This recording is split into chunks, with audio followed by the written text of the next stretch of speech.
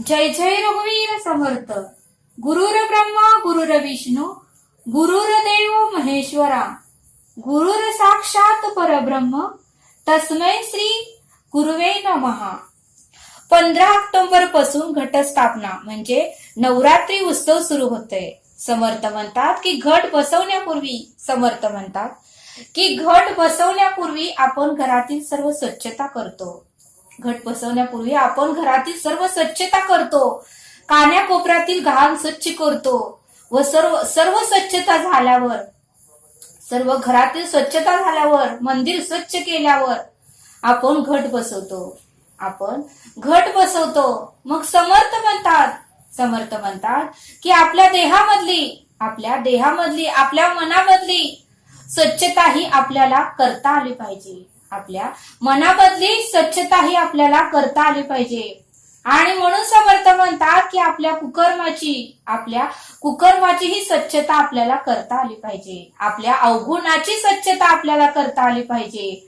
समर्थ म्हणतात की आपल्या वाईट सवयांची स्वच्छता आपल्याला करता आली पाहिजे. वाईट विचारांची आपल्याला स्वच्छता करता आली पाहिजे आणि कुकर्माची आपल्याला स्वच्छता करता आली पाहिजे. मग समर्थ म्हणतात की जसं आपण घरामधली कानाकोपरा स्वच्छ करतो, घट बसायच्या पूर्वी सर्व काही स्वच्छ करतो, सर्व काही धुवून काढतो. मग समर्थ म्हणतात घर तर तुम्ही स्वच्छ करा, परिसर तर तुम्ही स्वच्छच करा, आजूबाजूचा परिसरही तुम्ही स्वच्छ करा, पण तुमच्या देहामधली अवगुणाची ही स्वच्छता तुम्ही करा, मनामधली ही स्वच्छता तुम्ही करा, असं समर्थ आपल्याला इथे सांगतात. समर्थ म्हणतात की देहामधली स्वच्छता आपल्याला करता आली पाहिजे, तरच आपल्याला उत्तम गती प्राप्त होणार आहे. आपल्या देहामधली आपल्याला स्वच्छता करता आली पाहिजे, तरच आपल्याला उत्तम गती प्राप्त होणार आहे आणि तरच आपल्याला शांती आणि समाधान मिळणार आहे, असं समर्थ आपल्याला इथे सांगतात. आणि म्हणून समर्थ म्हणतात की घटस्थापना दिवशी घट बसल्यानंतर आपल्याला भक्तीच्या 9 पायऱ्या याचं अखंड वाचन करता आलं पाहिजे. त्यामध्ये श्रीमद दासबोध त्यातील दशक चौथा आणि समास पहिल्या दिवशी आपल्याला श्रवण या समासाचं वाचन करता आलं पाहिजे म्हटले. दुसऱ्या दिवशी कीर्तन, तिसऱ्या दिवशी नामस्मरण भक्ती नाम, चौथ्या दिवशी पाद्य सेवन भक्ती निरूपण नाम, 5व्या दिवशी अर्चन भक्ती नाम, 6व्या दिवशी वंदन भक्ती नाम, 7व्या दिवशी दास्य भक्ती निरूपण नाम, 8व्या दिवशी सख्य भक्ती निरूपण नाम आणि 9व्या दिवशी आत्मनिवेदन भक्ती नाम आणि 10व्या दिवशी म्हणजे 10व्या दिवशी मुक्ती चतुष्टय नाम या समासाचं आपण वाचन केलं पाहिजे, असं समर्थ आपल्याला इथे सांगतात. भक्तीच्या 9 पायऱ्या समर्थांनी आपल्याला इथे सांगितल्या. श्रवण, कीर्तन, नामस्मरण, पाद्य सेवन, अर्चन, वंदन, दास्य, सख्य, आत्मनिवेदन आणि मुक्ती चतुष्टय.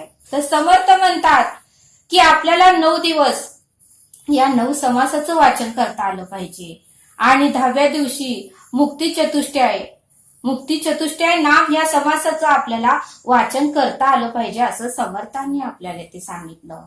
समर्थ म्हणतात की नवरात्र उत्सवामध्ये 9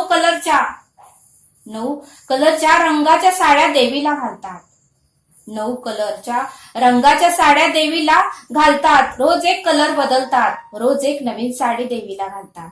मग समर्थ म्हणतात की 9 कलरच्या साड्या आपल्याकडेही जर 9 कलरच्या साड्या असेल तर तुम्ही घाला, पण त्याच कलरची साडी नाही म्हणून तुम्ही नाराज होऊ नका. त्याच कलरची साडी पाहिजे म्हणून तुम्ही अट्टहास करू नका. समर्थ म्हणतात की साडीमध्ये तुम्ही अडकू नका. देवीला फक्त आपला शुद्ध भाव हवा असतो. आपला फक्त अखंड शुद्ध भाव देवीला हवा असतो. त्यामुळे कुठल्याही रंगाची साडी असेल तरी तुम्ही घाला. त्याच रंगाची साडी नाही म्हणून तुम्ही नाराज होऊ नका किंवा त्याच कलरची साडी पाहिजे म्हणून घरात अट्टहासही करू नका, असे समर्थ आपल्याला इथे सांगतात. समर्थ म्हणतात की आपल्यामधला सुंदर विचार, सुंदर मन आणि शुद्ध भाव, शुद्ध विचार आणि सुंदर मन बनवण्याचा आपल्याला प्रयत्न करता आलं पाहिजे आणि हेच देवीला आवडतं असं समर्थ आपल्याला इथे सांगतात. समर्थ म्हणतात की ज्यांना उपवास सहन होतो, समर्थ म्हणतात की ज्यांना उपवास सहन होतो त्यांनीच करा. जर उपवास कुणाला सहन होत नसेल तर त्यांनी उपवास करण्याचा अट्टहास करू नका असे समर्थ आपल्याला इथे सांगतात. समर्थ म्हणतात की ज्यांना शुगरचा त्रास आहे, ज्यांना बीपीचा त्रास आहे, ज्यांना रोज गोळ्या चालू आहेत, त्यांनी उपवास नाही केला तरी चालेल. त्यांनी उपवास नाही केला तरी चालेल. त्याने काहीही फरक पडत नाही. कारण सद्गुरू म्हणतात की उपवास करण्यापेक्षा उपासना करा. सद्गुरू म्हणतात की उपवास करण्यापेक्षा उपासना करा, नामस्मरण करा असे सद्गुरू आपल्याला इथे सांगतात. सद्गुरू म्हणतात की ज्यांना सहन होतो त्यांनी उपवास करा, पण ज्यांना होत नाही त्यांनी उपवास करण्याचा अट्टहास करू नका.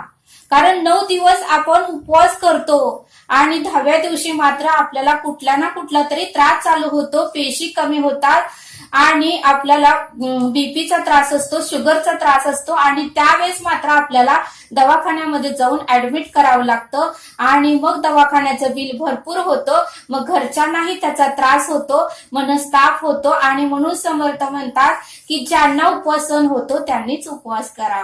आणि उपवास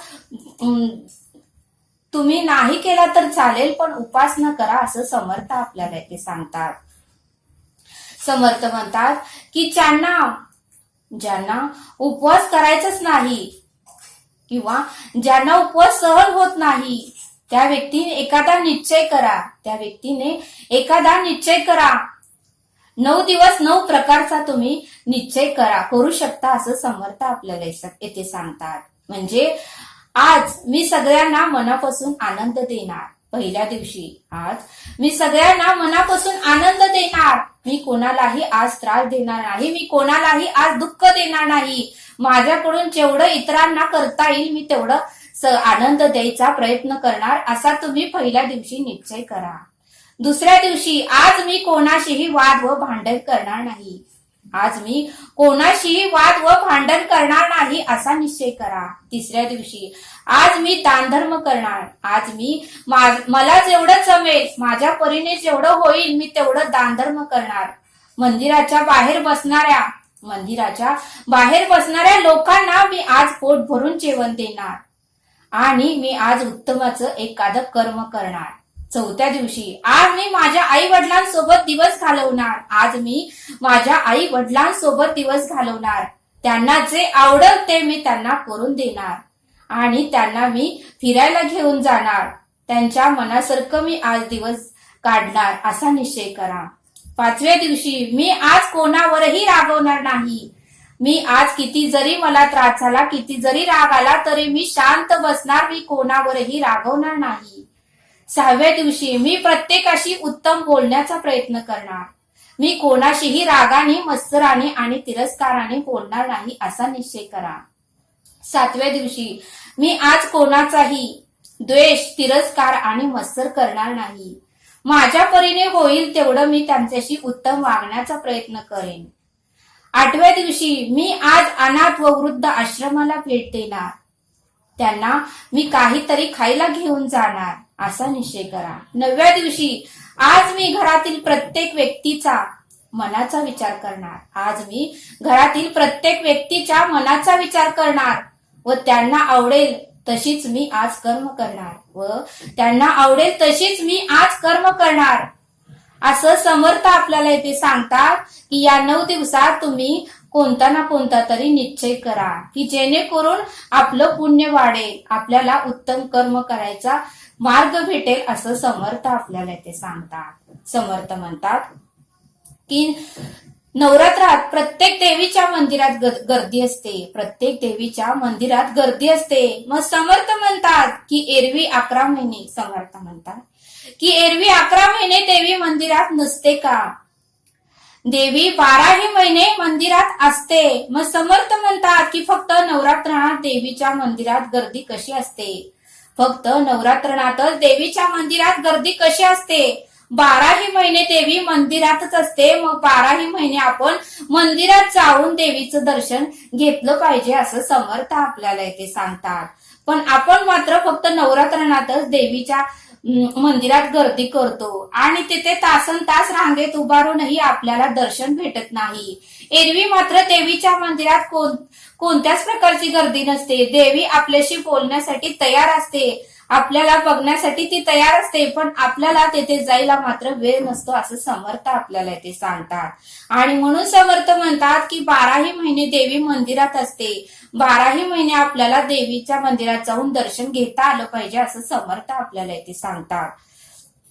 समर्थ म्हणतात की घटस्थापनेपासून कोणाशी बोलत नसाल तर तुम्ही बोलण्याची सुरुवात करा.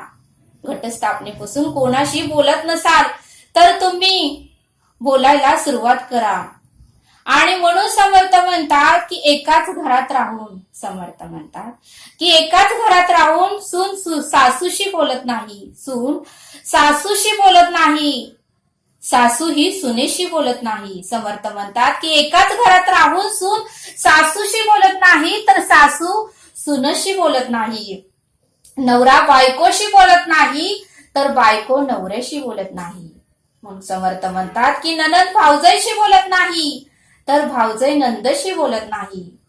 मग समर्थ म्हणतात की भाऊ भावाशी बोलत नाही तर बहीण बहिणीशी बोलत नाही. आणि म्हणून समर्थ म्हणतात की अति ताणले, समर्थ म्हणतात की नाती अति ताणले तर ती तुटायला वेळ लागत नाही. समर्थ म्हणतात की नाती अति ताणले तर ती तुटायला वेळ लागत नाही. म्हणून नाती ताणू नका असे समर्थ आपल्याला इथे सांगतात. नाती ताणू नका असे समर्थ आपल्याला ते सांगतात. आणि म्हणून समर्थ म्हणतात की कधीतरी कोणीतरी मनाचा मोठेपणा करून, कधीतरी कोणीतरी आपल्या मनाचा मोठेपणा करून बोलायला सुरुवात करा असं समर्थ आपल्याला इथे सांगतात. समर्थ म्हणतात की असं न बोलून आपल्याला काय मिळणार आहे, आपल्याला एका क्षणाचा भरोसा नाही, उद्या काय होईल हे आपल्याला माहिती नाही. मग आहे तो दिवस आपल्याला गोड करता आलं पाहिजे, इतरांना आनंद देता आलं पाहिजे, त्यांच्याशी खळखळून बोलता आलं पाहिजे असं समर्थ आपल्याला ते सांगतात. समर्थ म्हणतात की घरातील लोकांचा, समर्थ म्हणतात की घरातील लोकांचा द्वेष मत्सर व तिरस्कार करून, घरातील लोकांचा द्वेष मत्सर व तिरस्कार करून जर देवीचे दर्शन घ्यायला जातो आपण, घरातील लोकांचा द्वेष मत्सर तिरस्कार करून देवीचे दर्शन घ्यायला जातो, देवी तुम्हाला आशीर्वाद दर्शन देईल का ते तुम्ही तुमच्या मनाला विचारा. आपण घरातील लोकांचा द्वेष मत्सर तिरस्कार करून देवीचं दर्शन घ्यायला जातो, मग अशा वेळेस देवी आपल्याला दर्शन देईल का याचा तुम्ही विचार करा असं समर्थ आपल्याला ते सांगतात. समर्थ म्हणतात की घरातील लोकांना, समर्थ म्हणतात की घरातील लोकांना नाराज करून आपण दर्शनाला जातो, घरातील लोकांना नाराज करून आपण देवीच्या दर्शनाला जातो. हे आपल्या मनाला पटतं का, हे आपल्या मनाला पटतं का ते बघा, ते आपल्या मनाला पटते का ते बघा असं समर्थ आपल्याला ते सांगतात. कारण देवी परब्रह्म प्रत्येकाच्या हृदयात आहे. समर्थ म्हणतात की देवी ही प्रत्येकाच्या हृदयात आहे. मग घरातील लोकांचा तिरस्कार मत्सर आणि क्रोध द्वेष करून आपण जर देवीच्या दर्शनाला जात असाल तर देवी आपल्यावर नाराजच होणार असं समर्थ आपल्याला इथे सांगतात.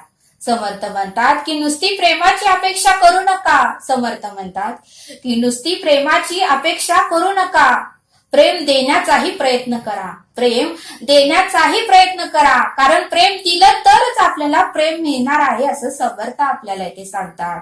नुसती माया प्रेम, समर्थ म्हणतात की आपण म्हणतो की माया प्रेम आटत चालली आहे, आपण म्हणतो की माया प्रेम आटत चालली आहे, तर समर्थ म्हणतात की माया प्रेम आटत चालली आहे असे म्हणूच नका, माया प्रेम आटत चालली आहे असे म्हणूच नका.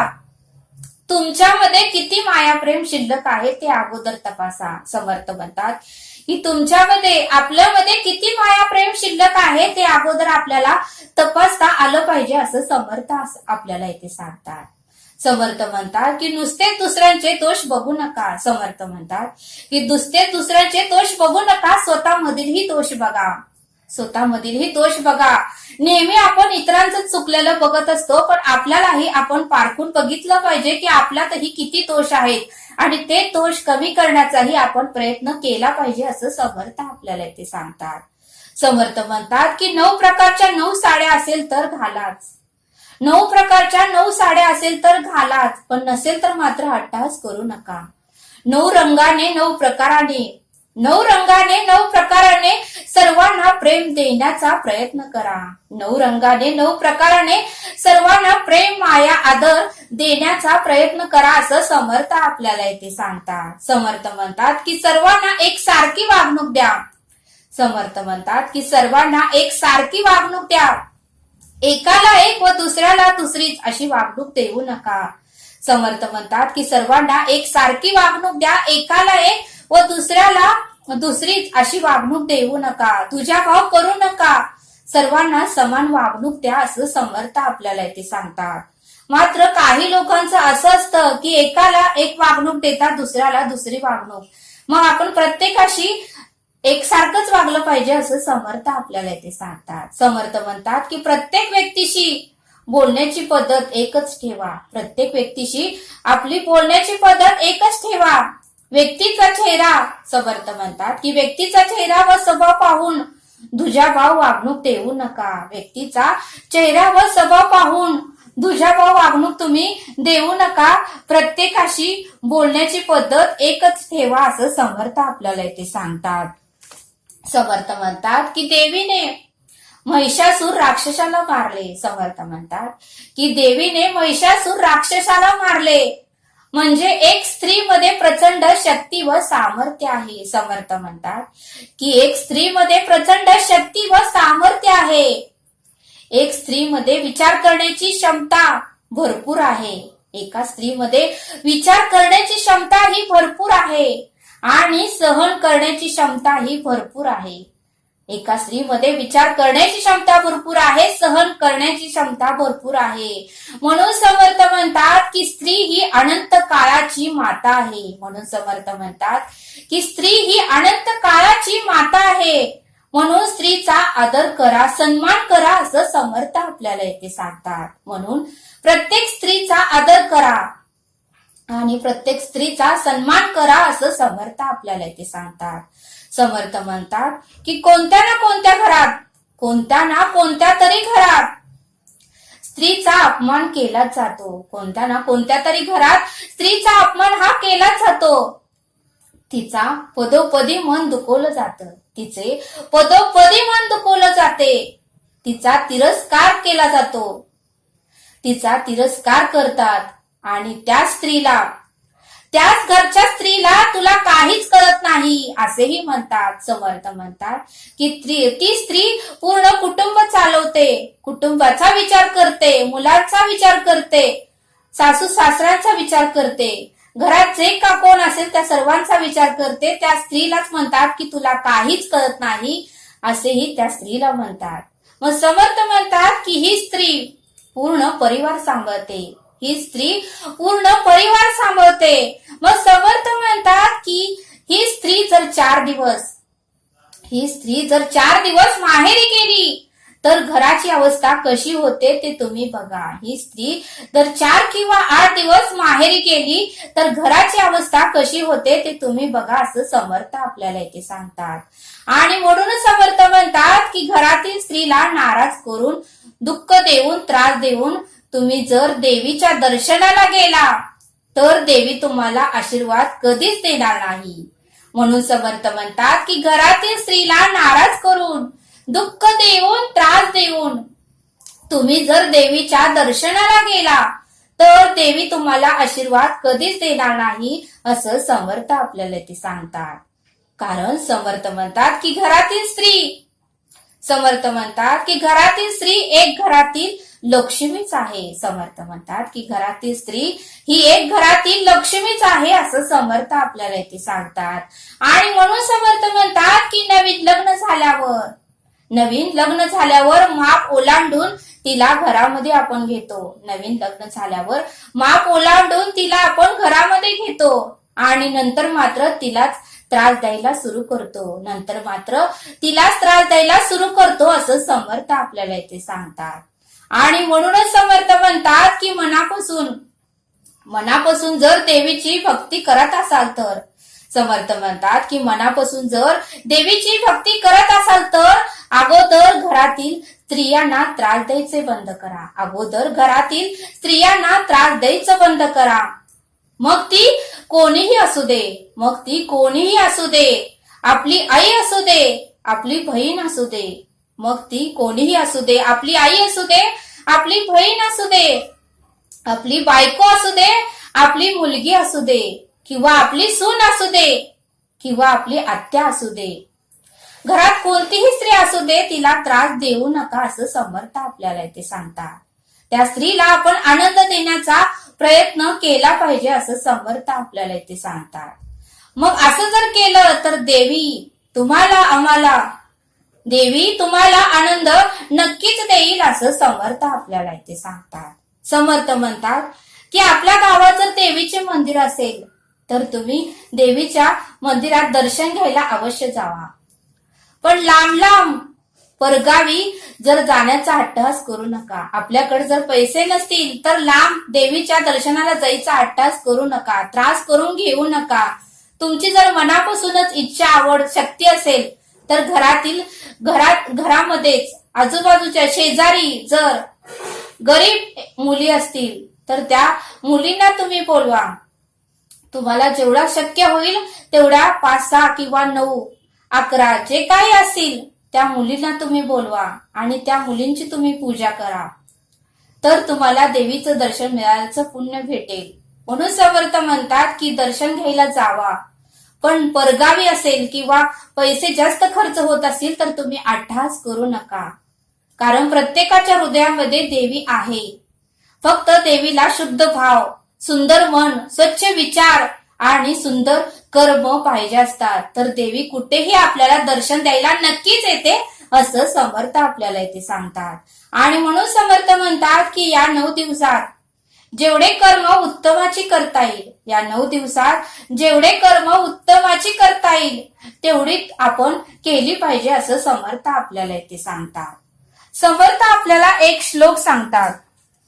मुखी राम त्या काम बांधू शकेना, गुणे इष्ट धारिष्ट त्याचे चुकेना. हरिभक्त तो शक्त कामास मारी, जगी धन्य तो मारुती ब्रह्मचारी. या श्लोकाचा अर्थ समर्थ सांगतात की ज्याच्या मुखात नित्य रामाचे नाव आहे, ज्याच्या मुखात नित्य रामाचे नाव आहे त्याला कामवासना त्रास देत नाही, त्याला कामवासना त्रास देत नाही. उत्तम गुणांनी युक्त अशा त्या हरिभक्ताचे धैर्य जराही विचलित होत नाही. कारण नामामुळे त्याच्या अंगी प्रबळ अशा कामवासनेला मारण्याचे सामर्थ्य आलेले असते. तो जितेंद्रिय असतो. जगामध्ये रामभक्त हनुमान त्यामुळे धन्य झाला. जगामध्ये रामभक्त हनुमान अखंड श्रीरामाचे नामस्मरण करून धन्यच झाला.